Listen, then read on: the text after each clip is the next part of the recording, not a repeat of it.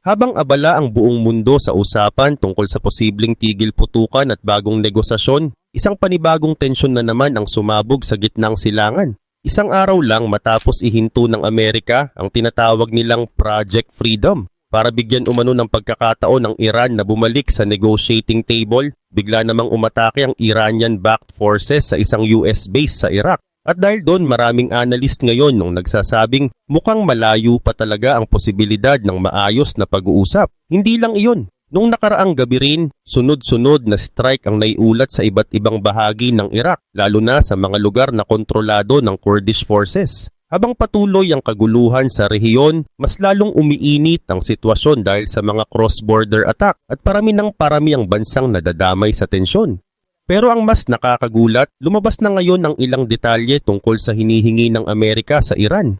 Ayon sa mga ulat, nagpadala raw ang US government ng isang one-page memorandum o listahan ng demands sa Tehran. Pero base sa mga lumalabas na impormasyon, halos wala raw binago ang Amerika sa kanilang mga kondisyon. Kaya ngayon marami ang nagtatanong, kung tumanggi ang Iran noon, bakit sila papayag ngayon? Sa totoo lang, ayon sa ilang observers, hindi pa raw sapat ang tagal ng blockade para maramdaman ng todo ng Iran ang pressure. Kahit may economic restrictions at mga sanctions, nakakahanap pa rin umano sila ng paraan para maipagpatuloy ang kanilang operasyon. Isa sa pinakamalaking concern ngayon ay ang border ng Iran at Pakistan. Ayon sa ilang report, ginagamit daw ito para makapagpasok ng supplies at makapaglabas ng langis ng palihim. Dahil dito, mas tumatagal ang kakayahan ng Iran na kayanin ang economic pressure mula sa West. Pero bago pag-usapan ng bagong demand letter ng Amerika, may isa pang malaking detalye na lumabas tungkol sa biglaang paghinto ng Project Freedom.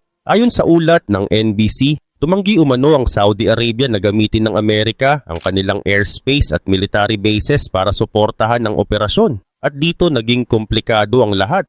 Lumabas sa report na inanunsyo raw ni US President Donald Trump ang Project Freedom sa social media nang hindi muna nakikipag-coordinate sa ilang Gulf countries. Dahil dito, hindi umano natuwa ang Saudi Arabia. Ayon sa ulat, sinabi raw ng Riyadh sa Washington na hindi nila papayagang gamitin ng US military ang Prince Sultan Air Base, pati na rin ang pagdaan ng mga aircraft sa Saudi airspace para sa operasyon. Pero para sa ilang analyst, hindi na ito nakakagulat. Noon pa man daw, kahit nagsimula ang tinatawag na Operation Epic Fury, naging maingat na talaga ang ilang bansa sa Gulf pagdating sa direktang pakikisangkot laban sa Iran. Sa umpisa pa lang, marami raw sa kanila ang ayaw magamit ang kanilang mga base o airspace dahil ayaw nilang madamay sa posibleng giyera. Pero kalaunan, may ilang bansa rin daw na napilitang baguhin ang posisyon nila matapos silang targetin ng mga attack kahit neutral naman sila sa labanan. Dahil dito, may mga nagsasabing sadyang gustong palawakin ng Iran ang tensyon sa buong rehiyon para mas maraming bansa ang mapilitang masangkot. At ayon sa ilang observers, posibleng iyon daw ang strategy ng Tehran para manatiling buhay ang kanilang impluwensya sa gitnang silangan. Ngayon naman na may ceasefire at pansamantalang paghinto ng operasyon, pinaniniwalaang binawi rin ng ilang Gulf countries ang dating permiso nila sa Amerika. Kaya para sa maraming analyst, kung gusto talagang ituloy ng Washington ang Project Freedom, dapat mas maaga silang nakipag-usap sa kanilang regional allies. Pero kahit ganoon, marami pa rin ang naniniwalang hindi lang Saudi airspace ang tunay na dahilan kung bakit biglang natigil ang operasyon. May mga nagsasabing posibleng konektado ito sa mas sensitibong negosasyon na kasalukuyang nangyayari sa likod ng mga kamera. At habang hinihintay ng mundo kung may pag-asa pa bang magkaroon ng kasunduan, mas lalo namang gumugulo ang sitwasyon dahil iba-iba rin ang lumalabas na impormasyon tungkol sa demands ng Amerika. Sa katunayan, ayon sa mga ulat, tatlong magkakaibang listahan pangaraw ng demands ang inilabas ng tatlong magkakaibang news outlet nitong mga nakaraang araw.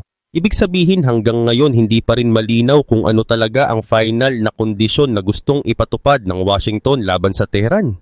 At habang hindi pa malinaw ang usapan, patuloy namang nakaabang ang buong mundo dahil isang maling galaw lang ng kahit anong panig, pwedeng mas lumawak pa ang tensyon sa buong rehiyon. Ngayon isa-isahin natin ang dalawang posibleng kasunduan na lumabas tungkol sa negosasyon ng Amerika at Iran. Habang tumatagal kasi ang usapan, mas lalong nagiging magulo kung ano talaga ang gustong mangyari ng dalawang panig. Unang lumabas ang report mula sa Wall Street Journal. Ayon dito, gusto ng Amerika na ipagbawal sa Iran ang uranium enrichment sa loob ng 20 years. Ibig sabihin hindi pwedeng mag-develop o magpayaman ng uranium ang Iran para sa kanilang nuclear program sa loob ng mahabang panahon. Kasama rin sa hinihingi ng US na ibigay ng Iran ang lahat ng kanilang enriched uranium at maglabas ng opisyal na pahayag na hindi sila gagawa ng nuclear weapon. Hindi lang iyon. Gusto rin daw ng Amerika na buwagin ng Iran ang ilang pangunahing nuclear sites tulad ng Fordow, Natanz at Esfahan.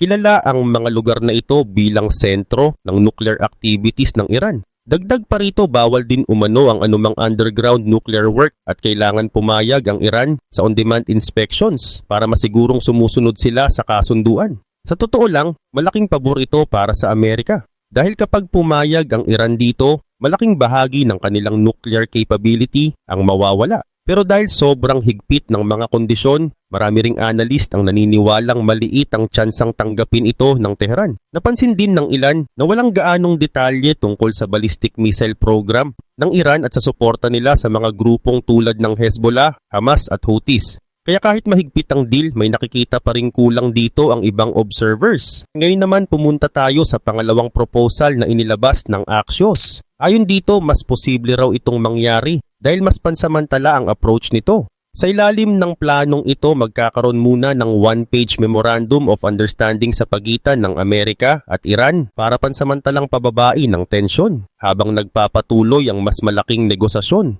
Sa proposal na ito, papayag ang Iran na itigil muna ang uranium enrichment habang ongoing ang usapan. Ibig sabihin walang gagalaw sa kanilang nuclear equipment at uranium stockpile habang may negosasyon. Kapag ginawa iyon ng Iran, papayag naman ng Amerika na luwagan ng ilang sanctions at i-release ang bilyon-bilyong dolyar na frozen Iranian funds.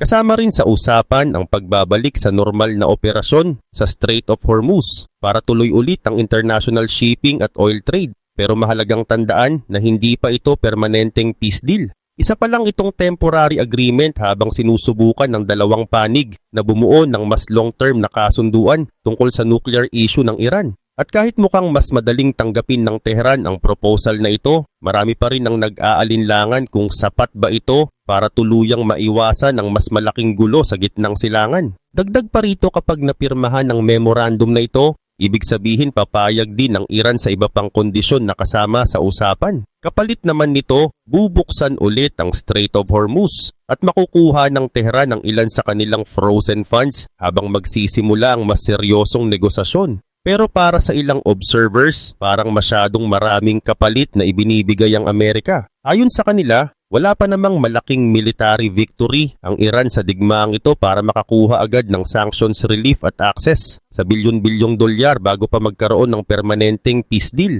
Isa pa sa mahalagang bahagi ng proposal ay ang 30-day negotiation period. Kapag nagsimula ito, magkakaroon ng isang buwan ang dalawang panig para makabuo ng mas detalyadong kasunduan tungkol sa nuclear program ng Iran. Pero marami ang nagdududa kung matatapos nga ba ito sa loob ng 30 days dahil ilang beses nang na-extend noon ang mga ceasefire at negosasyon sa rehiyon. May isa pang detalye na nakatawag ng pansin. Ayon sa ilang sources na nakausap ng Axios, posible raw na pumayag ang Iran na alisin o ilabas sa bansa ang kanilang enriched uranium kapag natuloy ang kasunduan. Malaking bagay ito dahil matagal nang sinasabi ng Tehran na hindi nila isusuko ang uranium stockpile nila. Kaya kung mangyayari ito, malaking concession iyon mula sa Iran kahit may kapalit na pagluwag ng sanctions mula sa Amerika. Samantala, ayon naman sa New York Post, kinumpirma raw ng Pakistani mediators na may iba't ibang bersyon ng dokumentong umiikot ngayon sa negosasyon. Hindi pa malinaw kung alin doon ang official na proposal o kung magkahiwalay na draft ba yon mula sa Amerika at Iran. Habang nagpapatuloy ang usapan, nagbigay rin ng matapang na pahayag si Donald Trump. Ayon sa kanya, kapag pumayag ang Iran sa napagkasunduan, matatapos na raw ang operasyon at mananatiling bukas ang Strait of Hormuz para sa international shipping. Pero nagbabala rin siya na kapag bumagsak ang negosasyon, posible raw bumalik ang mas matinding pambobomba at military action laban sa Iran. Kasabay nito, bumisita rin umano sa China ang foreign minister ng Iran dahil may pag-asang makatulong ang Beijing para mahikayat ang Tehran na pumayag sa isang kasunduan. Mahalaga rin ito dahil nakatakda raw ang biyahe ni Trump sa China sa May 15 At may mga naniniwalang gusto muna niyang magkaroon ng kahit pansamantalang progreso sa usapan bago mangyari ang pagbisitang yon. Kaya para sa Amerika, napakahalaga ng nalalapit na pag-uusap ni Donald Trump sa China. Dahil para sa Washington, hindi lang Iran ang problema nila ngayon. Mas malaki pa raw ang focus ng US sa lumalakas na impluwensya ng Beijing sa buong mundo. Sa nakalipas na mga taon, lumalalim ang kompetisyon ng Amerika at China sa iba't ibang larangan.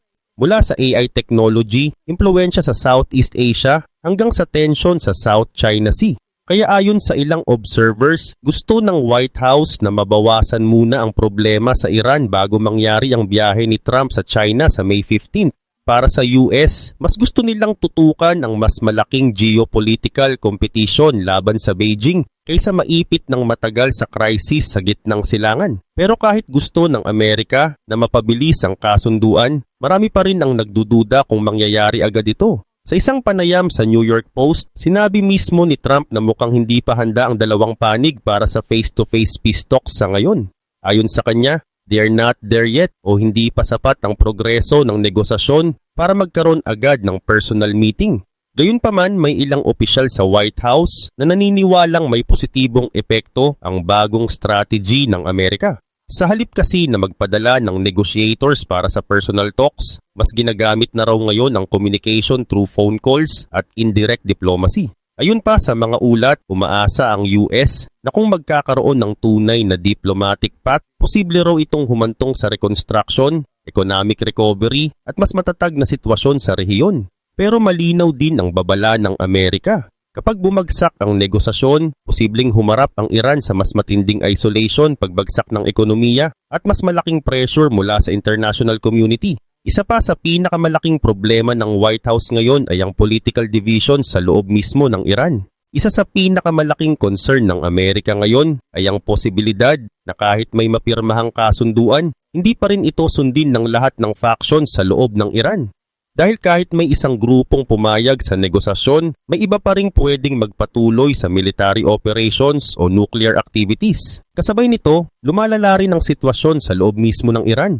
Ayon kay Trump, isa sa kinatatakutan nila ay ang muling marahas na pagsupil sa mga protesters. Marami raw kasing Iranian citizens ang gustong lumaban pero hirap protektahan ang sarili laban sa armadong puwersa ng gobyerno. Habang tumatagal naman ang tensyon, mas ramdam na rin ang epekto nito sa ekonomiya ng bansa. Mismong Iranian president na ang umamin na patuloy ang pagtaas ng presyo ng mga bilihin at lumalala ang economic pressure dahil sa digmaan at sanctions. At kahit mahigit 68 days ng limitado ang internet access sa Iran, patuloy pa rin gumagamit ng Twitter ang Iranian government para maglabas ng statements. Kaya may mga nagtatanong kung sino talaga ang target ng mga mensaheng ito dahil hirap namang maka-access ng social media ang ordinaryong mamamayan. Samantala, ayon sa report ng Al Jazeera, tumitindi na rin ang frustration ng mga tao sa Tehran.